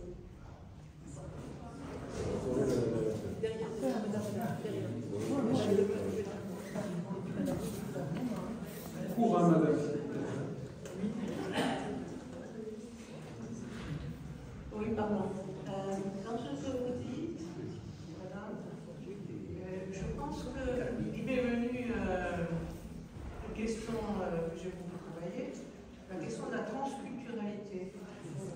Et notamment, notre avenir, il est lié à la façon dont l'école l'école et l'enseignement jusqu'à l'université va pouvoir traiter cette question.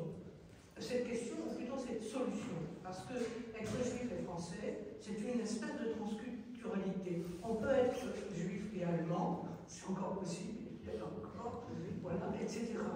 Vous comprenez? Et ce que je constate, pour avoir beaucoup enseigné les conférences supérieures, c'est que du côté des musulmans, c'est pas la même chose d'ailleurs, ceux qui sont, ceux qui adhèrent au terrorisme sont des gens qui ne sont pas cultivés. C'est-à-dire qu'ils n'ont pas de culture.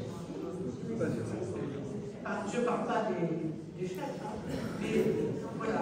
Ils ne sont pas cultivés, c'est-à-dire qu'il y a d'autres, dans l'islam et dans le monde arabe, il y a une culture. Voilà.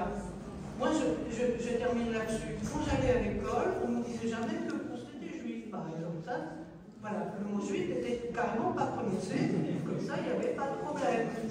Sauf que du coup, on pouvait ignorer qu'il y avait une culture juive. Vous voyez? Et bien sûr, ça nous est tombé dessus de toute façon tous quand on nous a passé les brouillards de 64. Bon, mais qu'est-ce que c'était que la culture juive? Qu'est-ce qu'on pouvait en dire même à l'école, en tant que jeune, en tant qu'enseignant? Il n'y avait rien. Montaigne, on ne savait rien. Bon, là, on a un institut Maïmonide qui comprend vraiment qui était Maïmonide et à quel point la transculturalité est présente là. Voilà, j'ai fini. Merci. Une dernière question. À propos de Maïmonide, on a un colloque en mars. On va vérifier si on passe que la moitié de la salle s'en va. Alors, moi, je voudrais lui dire que je suis un peu étonnée, je ne dirais pas déçue, mais c'est un petit peu déçue. Je suis venue ici, moi, à cause du contexte dans lequel nous vivons. J'avais découvert au moment de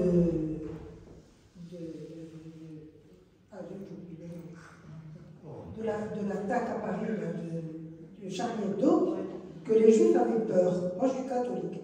J'ai découvert que les Juifs avaient peur. Je dis, bon, pourquoi ils ont peur? À Montpellier, ils ont peur. Et il y a un tel qui se fait attaquer, il y a telle chose. Mais c'est pas possible. Bon.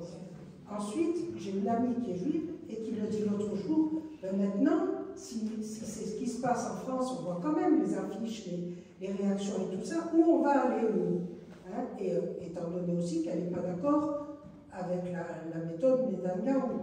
Bon. Alors ça m'émeut. Quand j'entends dans la rue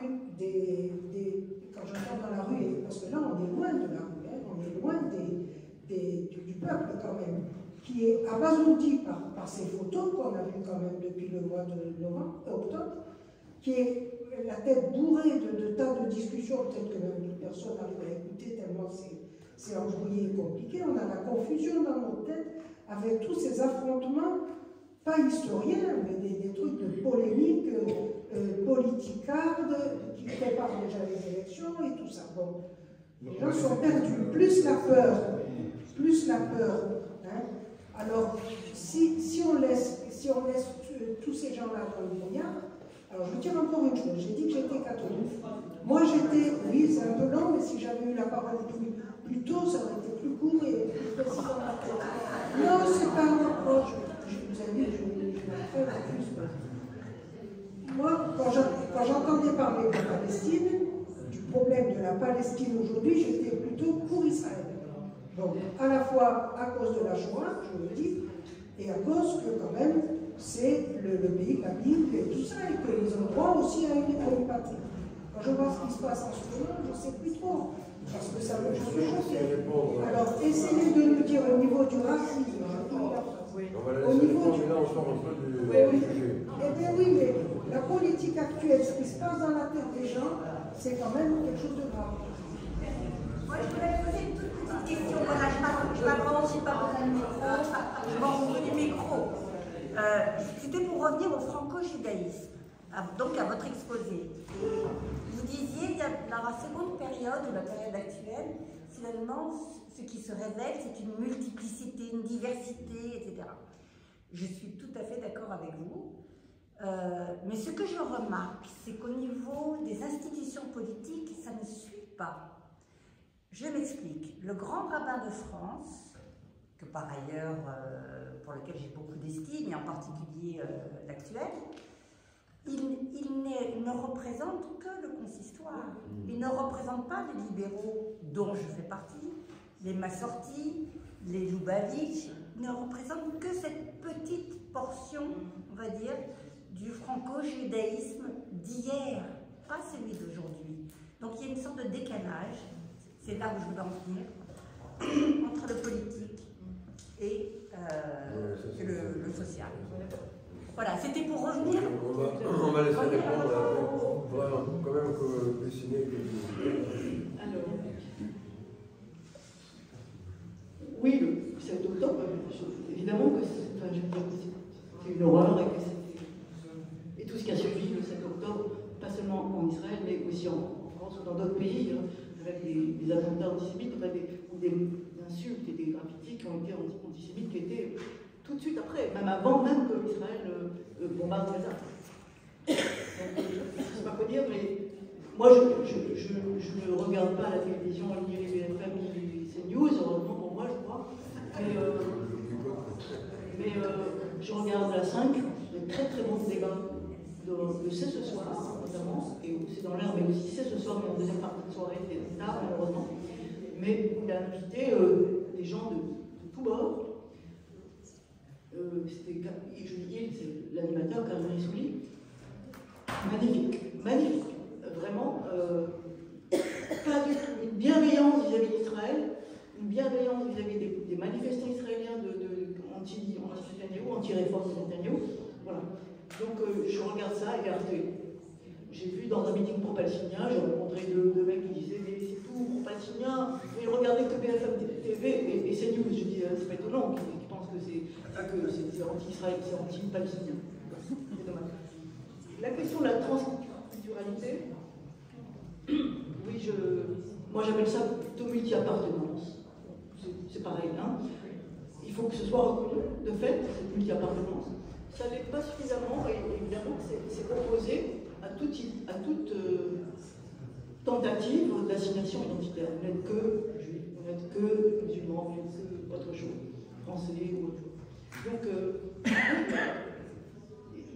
c'est la difficulté aujourd'hui, c'est que si on sait qu'on se désigne comme juif, ou comme musulman, ou comme autre chose, qu'on ne doit pas être enfermé et réduit que à ça. C'est la difficulté. Mais il faut travailler avec. Les juifs ont encore peur aujourd'hui. Oui, mais j'ai envie de reprendre le terme malgré tout qui avait été évoqué par Delphine Orwiller. Après en 2018, c'était après l'assassinat de Mireille Knoll. Elle a rappelé que c'était à la radio, elle n'a pas écrit, je crois pas qu'elle ait écrit, mais j'ai entendu à la radio. Oui, Mireille Knoll, elle a échappé à la Shoah, à la déportation, etc. Et elle a choisi malgré tout de rester en France. Voilà. J'ai envie de dire, nous sommes tous des malgré tout. Malgré tout, on reste en France, on choisit de rester en France. Et nous ne sommes pas les premiers. Malgré tout, si je peux dire. Et les polémiques politicardes de politiciennes, évidemment, c'est dramatique. Mais contre cela, après je répondrai à votre dernière question, madame. Contre cela, je pense qu'il est très important de développer des relations interpersonnelles avec des gens d'autres cultures, des gens d'autres religions. Parce que c'est la seule manière, d'abord, de soutenir, quelqu'un évoquait les musulmans modérés qui sont menacés, de les soutenir, de leur faire connaître qu'est-ce que c'est que le judaïsme ouvert, éventuellement ouvert, mais ouvert. Je pense qu'il faut multiplier. Je donne des exemples d'associations interreligieuses, d'associations interculturelles. Je ne vais pas les citer maintenant. J'en cite une que j'aime bien, parce que j'en suis aussi membre, qui s'appelle Parler en paix. On apprend l'hébreu et l'arabe en même temps. On va avoir un concert de musique malouf, de concert comment elle s'appelle, l'israélienne qui chante en arabe maintenant, la jeune israélienne. On va voir à l'Institut du monde arabe, on va voir cette chanteuse israélienne que certains pro-palestiniens ont dit mais qu'est-ce que c'est? Comment vous osez à l'Institut du monde arabe? Comment vous osez inviter une israélienne? Vous voulez la boycotter? Non, c'est bête. elle chante en arabe. Elle est israélienne, juive, elle a repris la langue de sa grand-mère et elle chante en arabe. Voilà. Et après, elle est accueillie au Maroc, etc. Donc, parler en paix, soit on suit les cours, soit moi je ne suis pas les cours en arabe, mais je fais les sorties culturelles. Et les voyages. On est une centaine, pas plus, mais ça suffit depuis 2004. Voilà. Et donc, je voudrais juste aussi sur la question des racismes, de tous les racismes. Travailler ensemble contre tous les racismes. Il y a eu des associations qui ont été créées depuis 2 ans, 3 ans. Le RAR, Réseau d'action contre l'antisémitisme et tous les racismes. Le RAR. Les guerrières de la paix, plus récemment, 2 ans aussi, là, pas 3 ans. Les JGR, juifs et juifs révolutionnaires. Ça c'est tout petit encore. Pardon? Voilà. Et puis, oui, ça c'est en Israël. Oui, on a invité, alors je vais faire un petit peu. Très bien. Et enfin, très bien. Et ensuite, en France, aussi le collège. Un collectif qui va venir sur l'Assemblée Générale la semaine prochaine, le dimanche prochain. Plus de 300 personnes sur la boucle Telegram. Et donc, des juifs et des non-juifs d'ailleurs. Et donc, voilà, des juifs qui veulent travailler contre tous les racismes ensemble et qui interpellent la gauche, les gauches, qui ont oublié jusqu'à présent tous les partis de l'antisémitisme en question. Et Jonas Pardo, que vous connaissez, certains d'entre vous connaissent, qui a fait des formations, qui continue de faire des formations, en tant que juif de gauche lui-même, auprès du public de gauche, des syndicats comme Solidaire, des journaux comme Mediapart, des partis politiques, ELV, les Verts, voilà. Donc, voilà des gens qui travaillent contre tous les racismes et qui tirent la sonnette d'alarme à la gauche, aux gauches. N'oubliez pas l'antisémitisme. Je pense que c'est des points positifs. J'en parle pas dans mon livre parce que ça n'existe pas encore tout ça, mais quand même. Donc ce sont les points positifs dont il faut se rappeler aussi. Et enfin, Chaim Corsia n'est pas le seul représentant, évidemment. Il y a un administrateur du consistoire en 2019 ou 20, je ne sais plus. Donc, vous me trouvez sur Academ encore, la vidéo de 20 minutes, qui s'appelle David Rivkoleski. J'ai interviewé avec Jean-François Bensaël quand la fédération de plusieurs associations libérales, juives libérales s'est constituée, JEF. Et quelqu'un, l'intervieweur, leur dit, mais vous êtes un deuxième consistoire? Non, on n'est pas du tout un deuxième consistoire. Et David Rivkoleski, administrateur du consistoire central, dit, oui, ça ressemble à Delphine Orvillard, c'est comme un deuxième grand rabbin. C'est quand même... Ils ont très peur.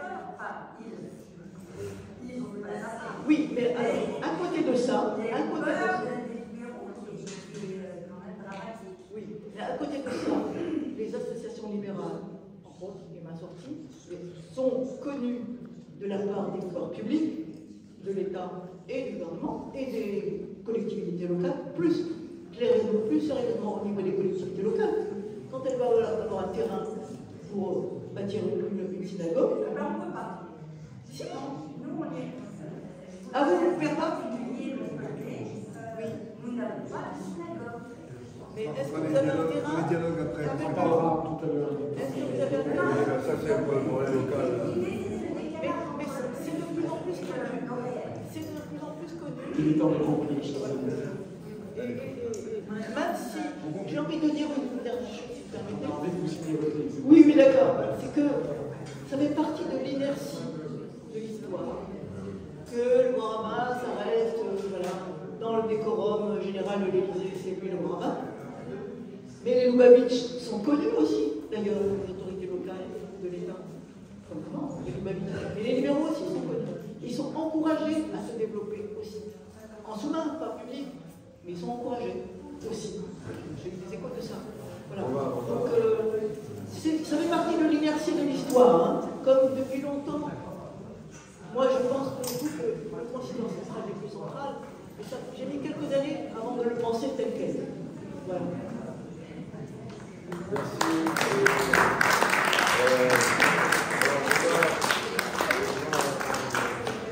va faire